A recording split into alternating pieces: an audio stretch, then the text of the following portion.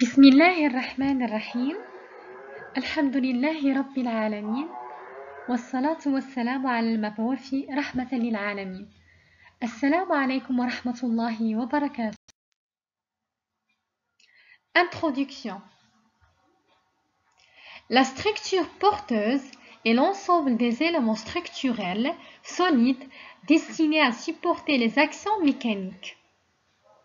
Elle a pour but de résister aux efforts qui lui sont appliqués et de transmettre ces efforts vers le sol.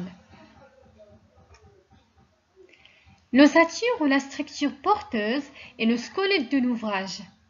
Le plus souvent, ces structures sont masquées derrière des enveloppes. Les éléments porteurs. Il s'agit dans un premier temps d'identifier les éléments porteurs qui constituent la structure porteuse. On distingue deux types d'éléments porteurs. Les porteurs horizontaux comme les planchers, les poutres en bois, un poutre en béton armé et fer de charpente. Les porteurs horizontaux, ce sont des éléments qui vont recevoir les charges appliquées sur les surfaces et les transmettre aux porteurs horizontaux.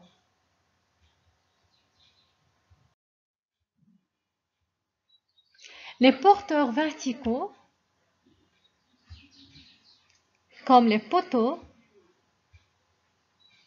les murs,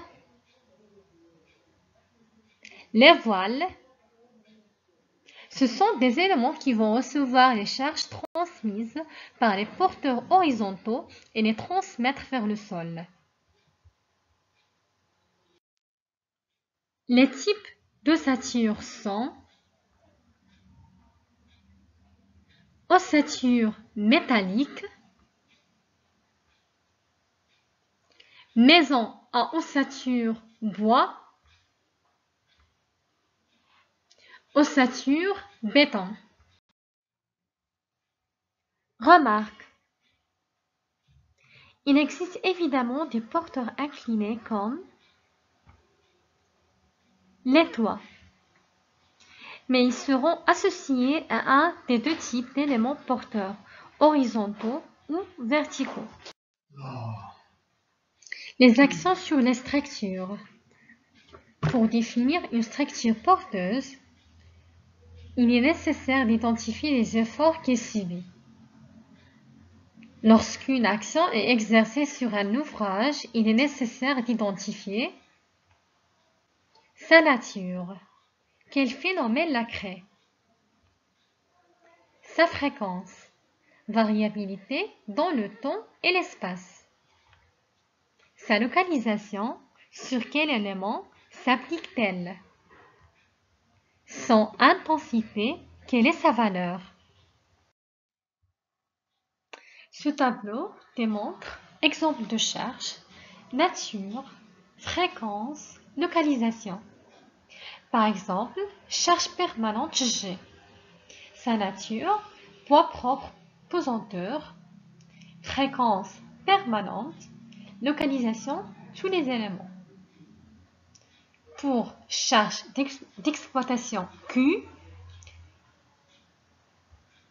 sa nature, personne occupant les locaux meubles, fréquence variable, localisation plancher.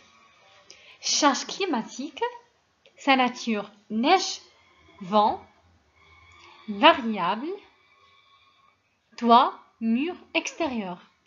Charge accidentelle, sa nature séisme, incendie, fréquence rare, localisation vide. La descente de charge. Le principe de descente de charge consiste à distribuer les charges sur les différents éléments, porteurs du haut vers le bas, afin de transmettre l'ensemble des charges de l'ouvrage vers le sol.